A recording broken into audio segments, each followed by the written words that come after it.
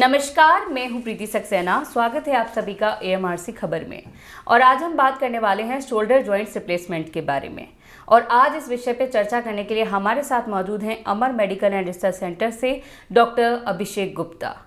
आप senior orthopaedic surgeon हैं, आप स्पेशलिस्ट हैं इन आर्थ्रोस्कोपी में एंड जॉइंट रिप्लेसमेंट में। डॉक्टर साहब, बहुत बहुत स्वागत है आपका एएमआरसी खबर में। नमस्कार Preeti ji, thank you for introducing me. सबसे पहले डॉक्टर साहब, मैं आपसे ये पूछना चाहूँगी कि जॉइंट रिप्लेसमेंट क्या है और हम किन किन बॉडी पार्ट्स का जॉइंट रिप्लेसमेंट कर सकते हैं। ओके, सो जॉइंट रिप्लेसमेंट जैसा कि नाम अपने आप में कहता है कि जोड़ का प्रत्यारोपण। जी। तो जॉइंट रिप्लेसमेंट में हम लोग कई बार जॉइंट की सरफेस जो है उसको बदलते हैं, जिसको हम रीसरफेसिंग आर्थ्रोप्लास्टी बोलते हैं। और कई बार एक major portion of the bone उसको हटा करके और उसको पूरी तरह से रिप्लेस भी कर दिया जाता है। बिल्कुल। तो ये जॉइंट रिप्लेसमेंट है, ये अलग अलग जॉइंट्स का होता है।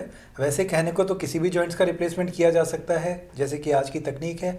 लेकिन कॉमनली यदि हम देखें तो नी रिप्लेसमेंट के बारे में आप सब जानते ही हैं। उसके अलावा हिप रिप्लेसमेंट वो भी काफ़ी कॉमनली परफॉर्म होता है।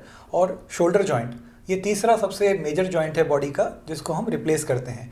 इसके अलावा छोटे छोटे जॉइंट्स, एंकल जॉइंट्स, उंगलियों के जॉइंट्स, ये भी रिप्लेस होते हैं, but these are relatively rare surgeries.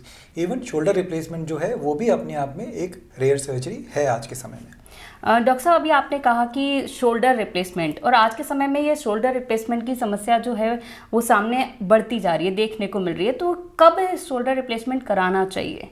Alright, सो देखिए, जैसा कि हम समझते हैं कि मैं घुटने का एग्जांपल इसलिए ले रहा हूँ क्योंकि ये कॉमन लोग भी इस बात को समझते हैं।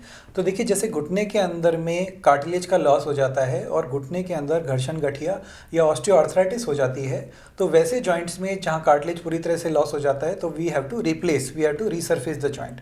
इसी तरह से शोल्डर जॉइंट में भी आर्थराइटिस होती है, शोल्डर जॉइंट में भी गैप की तकलीफ होती है। और जब ये तकलीफ़ मरीज को परेशानी देती है, मरीज को दर्द देती है, डे टू डे एक्टिविटीज़ में परेशानी प्रदान करती है, तो ऐसे में हम विशेष परिस्थिति में शोल्डर जॉइंट रिप्लेसमेंट की सलाह देते हैं। अब इसमें ये जानना बहुत ज़रूरी है कि शोल्डर जॉइंट रिप्लेसमेंट के लिए, जैसे नी के अंदर में हम जानते हैं, तो शोल्डर में विशेष एक्सरेज की जाती हैं। वो एक्सरेज हमारे को काफ़ी हद तक शो करती हैं। नॉर्मल एक्सरेज अगर हम लेते हैं शोल्डर की विशेष व्यू के अलावा, तो उनसे पता भी नहीं लगता कई बार कि जॉइंट्स की प्रॉब्लम कितनी ज़्यादा है। तो विशेष व्यू एक्सरे शोल्डर के लेने पड़ते हैं और कई बार हमारे को एमआरआई भी करानी पड़ती है, ये देखने के लिए कि जॉइंट का टिश्यू कैसा है। और उसके बेसिस पे हम लोग कॉल लेते हैं कि क्या इस पेशेंट को शोल्डर रिप्लेसमेंट से लाभ होगा या नहीं। तो सर, इसमें खास बात क्या है शोल्डर रिप्लेसमेंट में? देखिए, शोल्डर जॉइंट जो है ये एक नॉन डिपेंडेंट जॉइंट है। नी रिप्लेसमेंट में एक डिपेंडेंट जॉइंट है, बॉडी का सारा वजन उस पर आता है। शोल्डर जॉइंट एक इनहेरेंटली अनस्टेबल जॉइंट है। ये एक बॉल एंड सॉकेट जॉइंट है जो बहुत ज़्यादा रेंज ऑफ मोशन देता है। आप पूरा 360 डिग्री पे एक शोल्डर को मूव करते हैं। नी में आपकी रेंज ऑफ मोशन रिस्ट्रिक्टेड है and it is inherently a stable joint. पूरी तरह से लिगामेंट से, मसल से कवर्ड रहने की वजह से एक इनहेरेंटली स्टेबल जॉइंट है। Shoulder joint it is an inherently unstable joint. तो इस जॉइंट को रिप्लेसमेंट करना अपने आप में एक बहुत बड़ा चैलेंज है, क्योंकि आपको ऐसे जॉइंट को जो ग्रेविटी से भी अनस्टेबल हो और जो चारों तरफ से उतना कवर्ड भी नहीं है, उसको स्टेबिलिटी देना इट इज़ अ चैलेंज। तो इसीलिए बहुत कम सर्जन्स, प्रीति जी, इस सर्जरी के अंदर एक्सपर्ट होते हैं। बिल्कुल। क्योंकि ये एक विशेष एक्सपीरियंस मांगती है, समय मांगती है, नंबर्स मांगती है।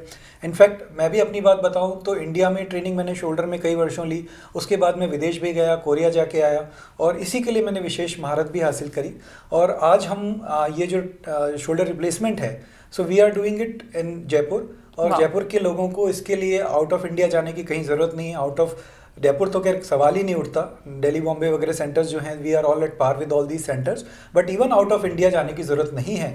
आज हम जो सुविधाएं आपको प्रोवाइड कर सकते हैं शोल्डर रिप्लेसमेंट की सही परिस्थितियों में, जैसे फ्रैक्चर हो गया, आपका जॉइंट पूरी तरह से टूट गया है, तो उसके अंदर भी हम शोल्डर को रिप्लेस कर देते हैं and then again you can move around with a comfortable level of activities.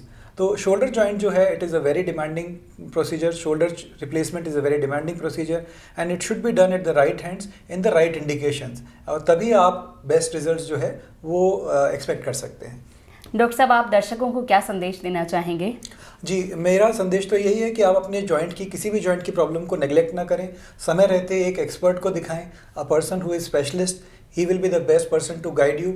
उसकी राय के अनुसार चलें। और ऐसा नहीं है कि हम सर्जन हैं तो आपको हमेशा सर्जरी ही एडवाइस करेंगे।